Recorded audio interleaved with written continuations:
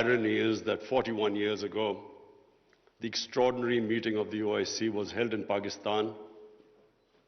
It was discussing Afghanistan. And since then, all the troubles of Afghanistan started. No country has suffered as much as Afghanistan. 40 years of conflict.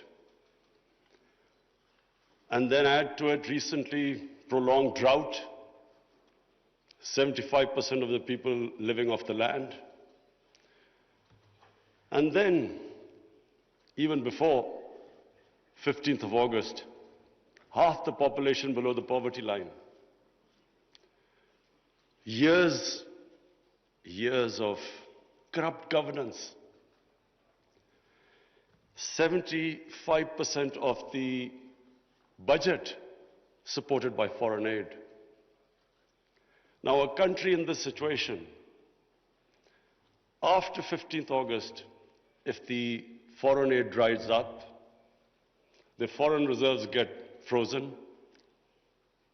banking system freezes, any country is going to collapse, let alone Afghanistan, which has suffered for the past 40 years.